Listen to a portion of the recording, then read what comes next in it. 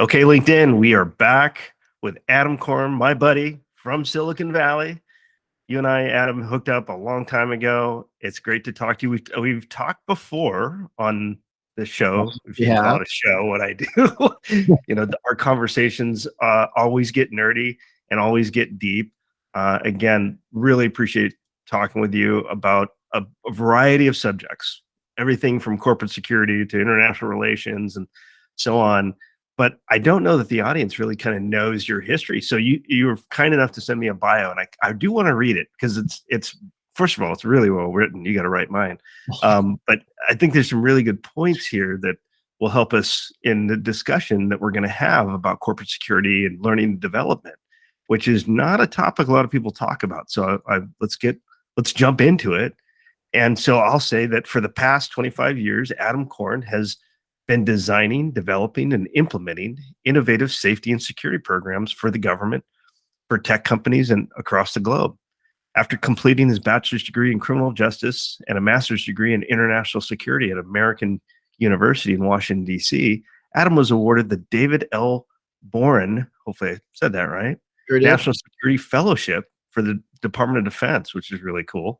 After serving as an intelligence officer, Adam completed his federal service as a professor at the National Defense University at Fort McNair, which is really cool, where you designed and taught master's level courses on counterinsurgency and critical infrastructure protection, the old COIN stuff. Hopefully we'll talk about that, I think, a little bit here. Always fun. 2015, Adam transitioned to the private sector just a couple years after I did, and I think that's when we met up. Yep. And he's been there for 7 years, and he's working with some of the most iconic brands out there: Google, Fitbit, Facebook, or Meta, as they're called now, GoFundMe. And your personal interests, which I think is cool as well, include something that I can only imagine is daunting, but jungle exploration, surfing, and landscaping and oil painting, landscape oil painting, which you have beautifully in the background. Is that yours? Yeah, that's a painting I did just a few months ago, but I still have it up. That's cool. Soothing. It's got soothing colors. It's the ocean, and I feel soothed already. Just looking at it. Hope it's lowering our blood pressure. Yes, we all need that at this age. Absolutely. Well, great to see you, Scott. It's been a while. Thank you, buddy. This is I'm excited because you reached out to me, and we haven't talked in since last year, being January. So we haven't really had a chance to catch up. So we've been catching up, and it's a lot of fun to talk with you and see what you're up to. And when you reached out, I was like, that's an interesting topic. When we talk about teaching our security teams, or how does our security team learn, they may not come to us, as many of you know, as well as others. They don't necessarily, folks don't come to work with us that have all the learning and experience and knowledge that they need for these jobs. And so we do spend quite a bit of time, as you know, and as we're going to talk about here, in focusing on trying to learn their job, or trying to learn a specific skill or a specific piece of software or a specific task. And you've got some interesting thoughts on how do we teach current and future generations. As we were talking about before we started recording, my big concern here is we're losing a great generation, a huge generation, the baby boomers. And they had all the knowledge, and they now are retiring at 10,000 a year. And by the end of the decade, they will all be retired. So it leaves Generation X, our generation, to try and pick up where the previous generation left off, and hopefully train future generations. But there's a lot of knowledge, tribal knowledge, that's lost there.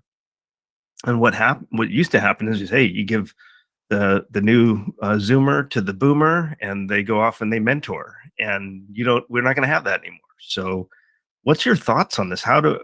Is there a path, a way out, and how can we prepare this future generation for the future jobs? Absolutely. I think that one thing that's really kind of caught my eye is I've worked at some of the most powerful government agencies in the world, and I've worked at some of the largest tech companies in the world. I'm not saying to be a braggart, but it's noteworthy in the way that wherever I've gone, I've always been very disheartened and disappointed in the training that was being offered us. Some of the practical classroom training or field training, field exercises were valuable, of course, but like when it came time to take training in the classroom or at your desk in this instance, on an e-learning module or so on, it always was it fell short, and it never quite prepared me for my job. They never told me what I needed to know, and they missed some of the basics of the way adults learn in terms of like the way we want to see information formatted and translated to us. It was very strange to me because such a missed opportunity. And I really feel that of course, when you get a job, one of the greatest benefits you get is your paycheck. And the other great benefit you might get is your benefits. And another really great benefit is, ideally, if you have a great boss, who could also be your mentor, who's a servant leader. But the other great benefit in my mind is potentially training and development. And what I've seen consistently is companies falling short in the way that they deliver training and development. And I think that really needs to be fixed. And I got quite a few ideas on how to fix that. How did you get interested in this? I mean, do you have a background?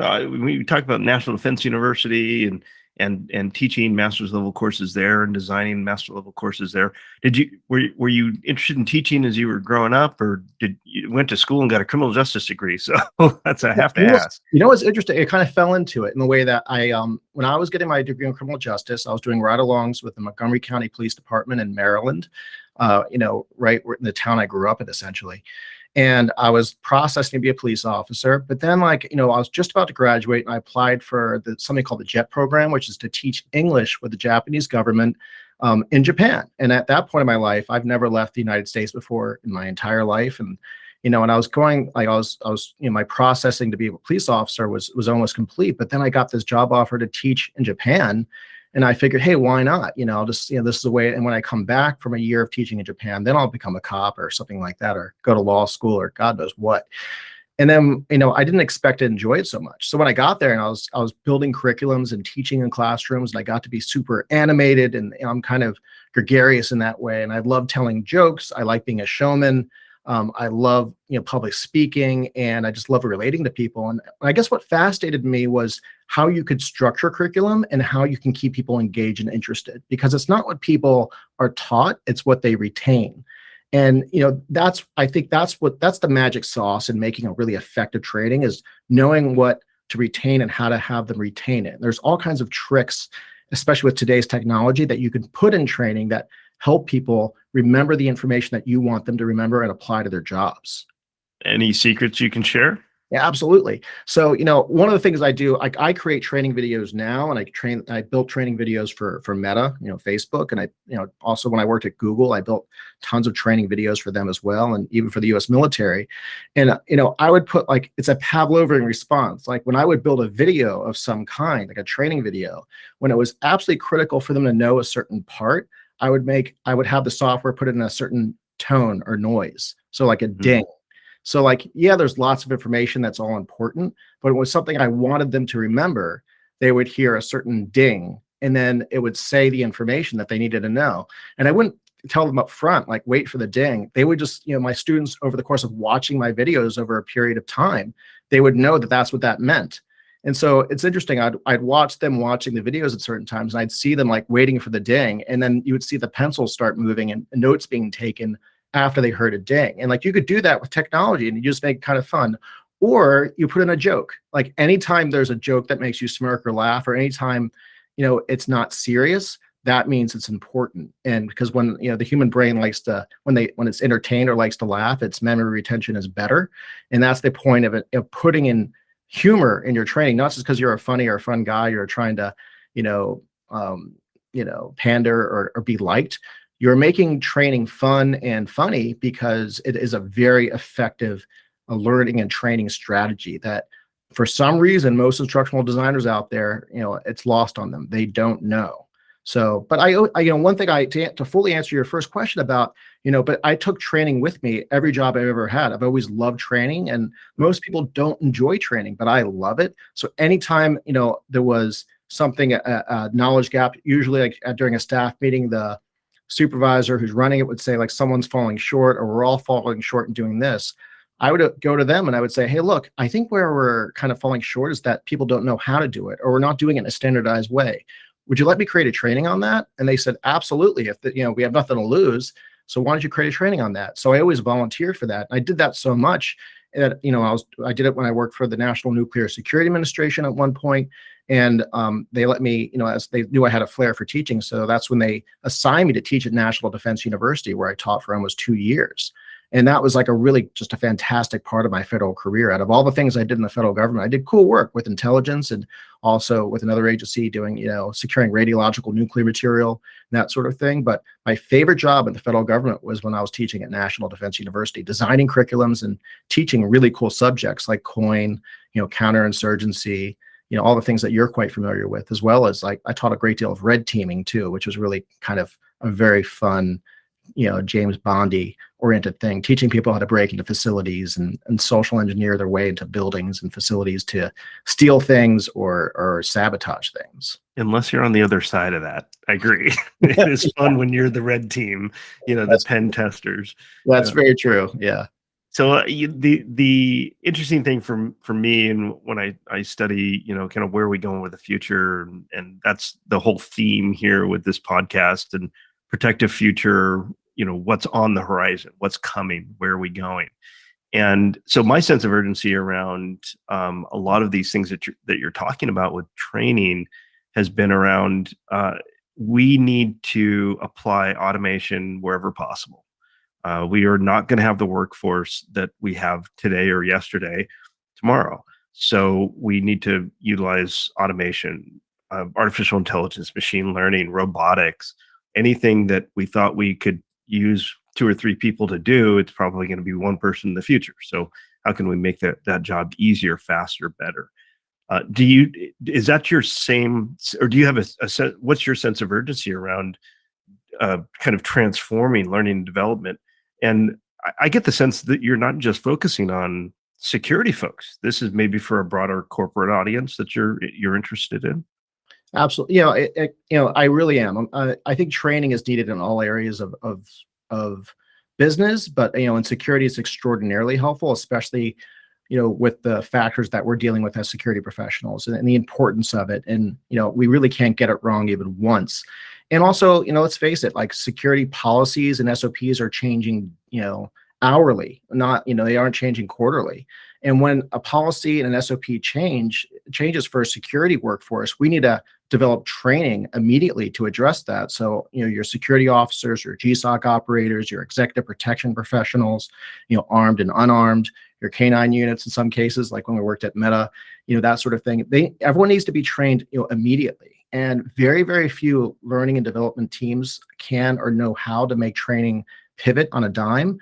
But over time, I refined a way of doing it by using various types of software and in our processes for changing training on a dime. And we would just wake up in the morning. When I worked at Meta, I ran a team of about 50 instructional designers, and wake up in the morning and we read about all the different policy and SOP changes that took place in the past few hours. And then we, quickly have to reconfigure all the various training videos and training experiences that we created the day before to meet, the new demands of the policy and the SOP. That's fascinating. I was thinking of move fast, break things as you were talking about that. Move fast, break policies. Meta doesn't do that anymore. They took that one away for some reason. They did, yeah. No longer. Hacker culture is over. But one thing, I want to kind of note for your listeners is that I wrote an article about, what does this training look like? The training I'm talking about. And I wrote an article called train your workforce like Starship Troopers. So if you don't know what that is, that's a movie that came out, I think, in like 1997. And I'm a big fan of that movie. And I know you are too, Scott. It's a really great movie. But one thing that caught my eye with that movie was how this, basically tyrannical government trained and swayed the public opinion of their citizens. And they did it through really kind of campy, snappy propaganda videos. And, when you see them, you can't help but chuckle because they are so over the top and silly. But my instructional designing mind looked at those videos and I said, that's a fantastic way to train a workforce. It kind of tells them exactly what they need to know. It invokes emotion and feeling. And when you invoke things like humor or emotion and feeling, you tend to remember things a little bit better. And they're straight and to the point, and they give you a very good auditorial lesson while you're listening to it, but also visually too, which corresponds to what you're listening to. It kind of just tells a very emotional story. And there's several of those experiences sort of throughout the different, throughout the movie. And I thought they were so cool. They always make me laugh. So now I'm at a point in my career where I use a software. It's an animation software, and I make similar videos to train my workforce. I currently work at GoFundMe, and I build lots of training videos for them. And when I was at Meta, I was constantly building, funny, campy training videos that would train our security workforce. And I see all kinds of applications, not just for security. I see this application for all aspects of HR, corporate messaging, change management, or say if it was like, you have a new type of software. And you want your workforce to use the software in one particular way, or you want them to have a very particular type of philosophy, or you want them to know your corporate values in a way that they're going to remember it. I think that the training modules that I design, that I offer, are the ideal way to get this message across in a very effective way. That's so you're actually like shooting video of yourself or somebody talking about, hey, this is the new policy and this is what you should do, or this is how you run the VMS or something like that. We don't. I'll tell you, we do something a little different. We use a software. So the issue with shooting video is that people are bad actors, and it's incredibly hard. It's incredibly hard to edit. So we found the workaround. The workaround is we purchased a software, and there's many out there, but it's an animation software where you can use it to make cartoons, and the cartoons can look like, almost like a South Park animation. And the beauty of it is that you can, it has a lot of the templates in there, and you can do the voiceover. In your voiceover, you have two options. You can use like my voiceover, like you could use your voice, and use that, so there's sort of a warm inflection. And then you have the cartoon software. You can make the cartoons do anything you want, any sort of setting, whether it be an airport, a building, in the field, in a classroom. You can make like the setting, and you can put in all kinds of music and really cool sound effects, that sort of thing. The other option is, you also use an AI voice, which is getting better all the time. It's not quite human, and you can almost tell it's AI. But the beauty of using the AI voice is that, say you need to do a re-record. So say if I created a training and it had my voice as the voiceover on top of the cartoon explaining what they need to learn, but the next day there's a policy change. That means that I need to probably reshoot or re-record my entire voiceover, and that takes time. So instead, I often use the AI voice, and the AI voice is beautiful because you can make the edits and changes in the information it's conveying, and the software is so intelligent that, say if you have like a character in your cartoon and the mouth is moving because they're talking, because you're typing in what it's saying. The software counts the number of syllables, and the character's mouth will move that many times. And you can kind of mess with the timing of things to make scenes a little longer if you have a longer statement to say. So it's very intelligent software out there. That there's dozens of them out there. I have my preferences, but I'm not going to plug them on this video. But they're fantastic software that I use to make these videos, which is great. And then there's also it's quick to make too, right? It's easy to you can just throw it together and based on a script. Yeah, very quick turnaround. As long as so in the way it would look like is, say if so we call you the requester, like you're requesting training. Hey, Adam, I need to train, our comms people on, how to speak more delicately about these particular issues, because we have members of our community that are quite sensitive. It could be something like that. And I'll say, great, well, why don't you give me your content?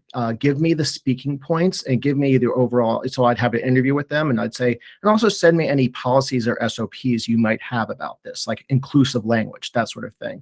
And I would review all the policies and SOPs. Then I'd set up a meeting with them to make sure that, I really kind of understand what they really want. And then I storyboard what the training is going to look like, using various other types of software. And then once I kind of get the storyboard correct, I run it by the requester, and I say, this is the way I'm going to tell the training. It's going to tell the story. Do you like it?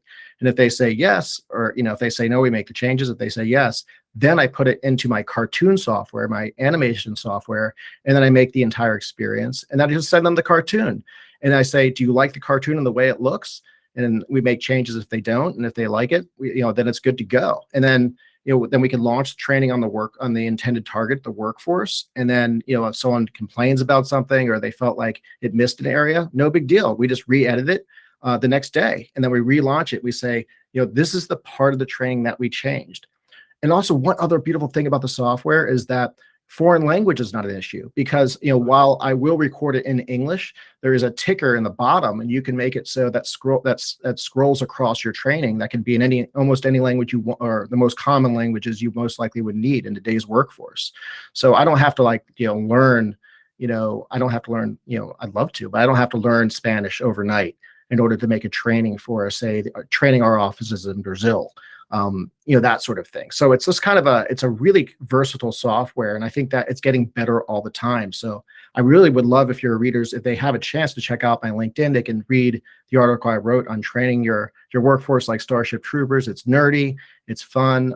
It doesn't tell the full story, but it gives a lot of the information of my philosophy. Do I learn how to repair the M29 helmet? That's all I want to know. If anybody's seen the movie, know what I'm talking about. I know exactly what you're talking about. That was a rough scene. It was a rough scene. Great scene though. But like very real. If anybody's been to like boot camp, that you can only do what you can do, what you're trained to do. So no more corporal punishment. That's not allowed. That was another good scene too. Patton kind of ruined it for everyone. Yeah. No, they absolutely should read your article. You sent it to me and I actually had seen it on LinkedIn and before we were talking, I reread it and I really do think it hits a lot of the high points. It's security focused, but I think, even people who are in L&D for a company or learning development for a company where they're the kind of the corporate trainers, and they can take away a lot of these kind of things that you're talking about. So is your goal then to also prepare not just security folks for their jobs, but do you think that some of what we've been talking about also applies in the corporate sense? Yeah, I think it's really truly needed, and I think it could be all over, the corporate sense. Like if I would love to train like everyone how to use various softwares like Asana, and if a company needed their entire workforce to use Asana and they want them to influence them to use Asana and then use it in a very particular way, I can build a training modality that will teach them how to do that. So, or a class on, say, like sexual harassment or, any required compliance class is something I would like to, design and teach. Something I've noticed is that for whatever reason, and I don't know why this is, and I guess, right now I'll say, because I wear two hats. I'm a security professional, like you, but I'm also an instructional designer. But right now I'll say this just being a security professional, because I'm about to bag on instructional designers real quick. For whatever reason, a lot of them don't make trainings very interesting. And they forget some of the basics of, like, one of the main things that adult learners need to know is, well, two things. One is what's in it for me. And the next thing I need to know is how long is this training going to take? And I think about the trainings I took at companies I worked for, and you would start a training module that was required. Otherwise they would, you probably get in HR trouble if you didn't, or they take away your computer access until you took the training, or you'd have to have a meeting between like your supervisor and HR if you didn't take it. So you have to take it. But I would start the training on and it would be something about privacy or some sort of compliance privacy, that sort of thing. And they wouldn't tell me what's in it for me at any point in time. So a part of my brain was disengaged, I noticed. And they also wouldn't tell me how long it would take. And I'm like, hey, I got meetings all day. And so whenever I build trainings, the very first slide is the title of the training. The next visual that you see it says, what's in it for you? Instead of like, do you want to know more? From the Starship Troopers. I say, what's in it for you? And it tells the employee what's in it for them if they listen to this training. And the very next visual they see is, this training will take 7 minutes. And and people are like, thank you. Now you have my undivided attention. I can give you 7 minutes. And at that point, they're going to be awake and alert and alive while watching this video. They aren't just going to be looking for the point in which they have to start paying attention. They're going to say, oh, this training 7 minutes. I'll give you 7 minutes of my undivided attention and take it. And you put in, and they know because of your personality, they know there's going to be jokes in there. Just like a YouTube video or something. So they're going to watch it to look for the joke because they're at work and maybe it's a good way to break up their day. So you have this like golden opportunity to really execute on that. But I noticed instructional designers really aren't doing this. And I kind of wanted to investigate why. So I won't tell you which university, but I went to a university here and I spoke to a professor. And I said, can I sit on some of your instructional designing classes just to audit it just for a day or two? And I noticed that what was happening was the instructional designing professors were teaching learning theories that were made in like the 50s and the 60s and before people had personal computers. And the professors were training this stuff because that's what they knew, I guess.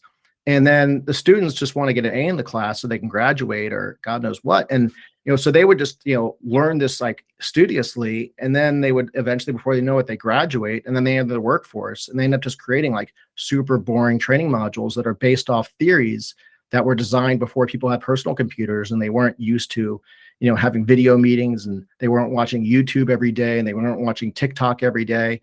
And, the truth is people, especially younger people, they learn a little differently now and they retain like so much more information. Like if you read some of these old theories, it says that, the adult brain only, from watching a audio video experience, the adult brain only retains 10% of what was said.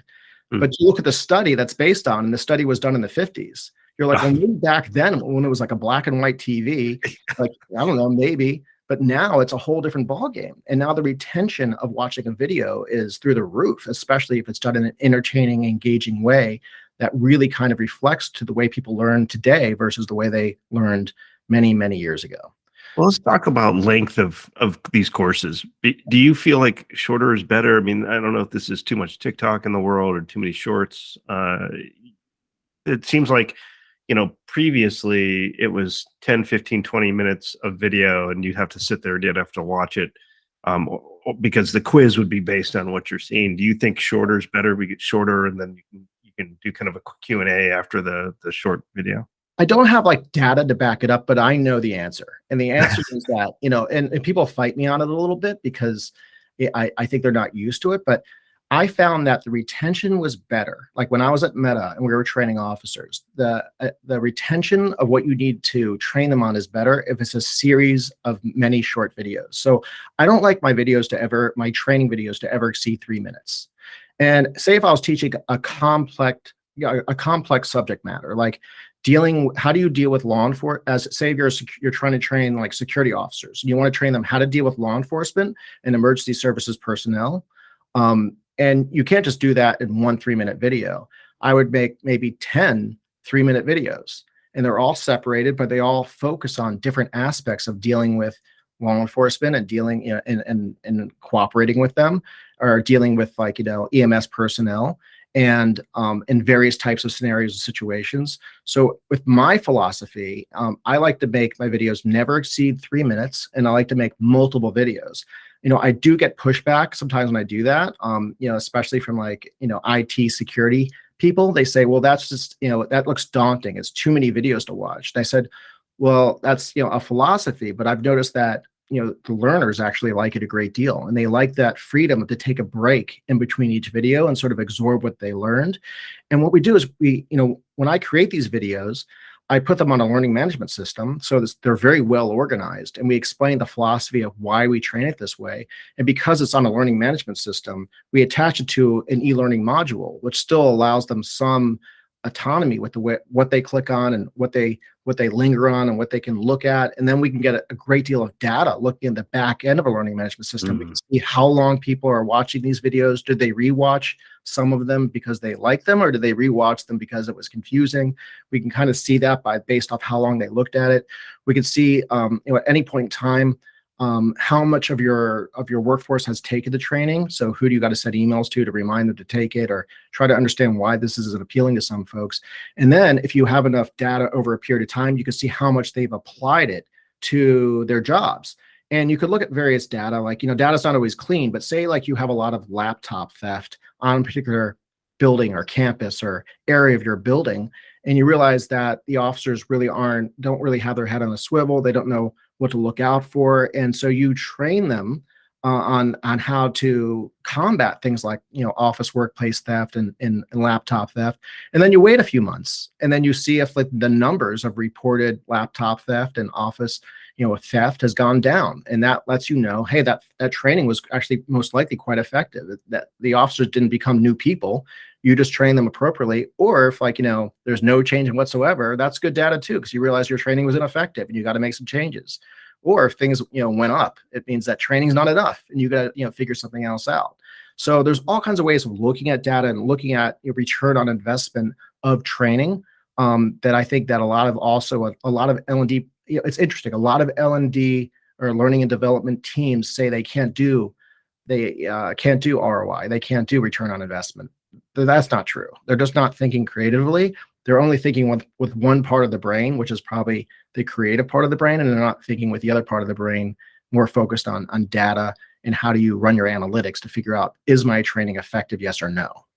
Well, and you mentioned compliance earlier. I was thinking about that as you were talking too, as L&D was like, oh, well, yeah, I guess we have to teach people about, whatever it is, sexual harassment, whatever the compliance issue is, OSHA safety, ladder safety, and they're just like, okay, this is like the most boring thing ever because I have to do it and it's a compliance requirement. But I think, if we can kind of gamify these things and make it somewhat fun or different, maybe different every time, so that you don't necessarily know what to expect. Every year you got to take the same ladder safety class or ladder safety presentation.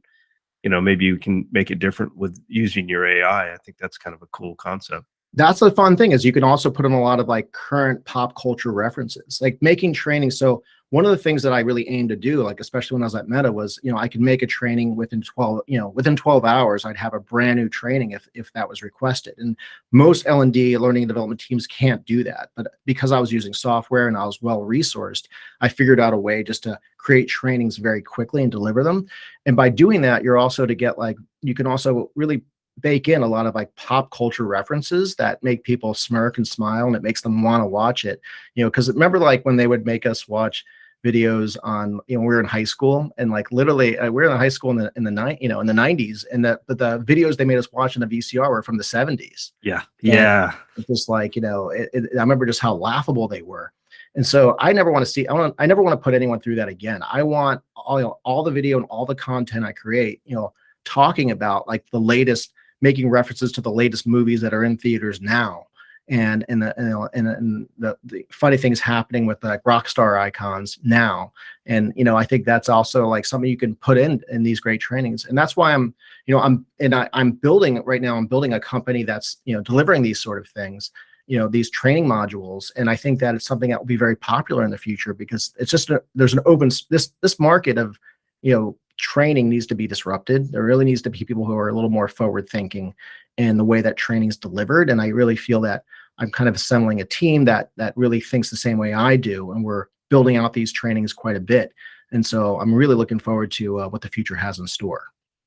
And I was thinking about that too when you said disruption. Healthcare and education are the two industries I think are most ripe for disruption. And we're talking about application of AI, application of a computer program. I don't necessarily need to put somebody and do a voiceover and do all those things. I can use software to my advantage and relatively inexpensively too, it sounds like. So in some cases, I mean, some of these softwares are free. Like you and I were just talking before the podcast, about chat, GPT, and that in itself is saving me tons of time. I can get it to build a curriculum for me relatively quickly, and I won't always use it to the T, because it's not always perfect, but it gives me the right guidance, and sometimes it alerts me to things that I forgot what I wanted to put into a training. So there's constantly technologies evolving all the time, and I just like you, I'm a technology junkie. I'm always looking to see kind of what's the next best thing, and how can it make my job more interesting and more fun and more effective.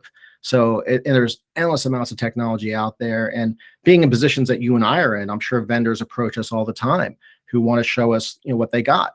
And I never turn anyone away. I always say, sure, I want to learn all about it. And I ask tons of questions, and I always find it absolutely fascinating to learn what new technologies are out there, especially when it relates to training, development, and onboarding. I think it's great. I think it's a great way to end it, Adam.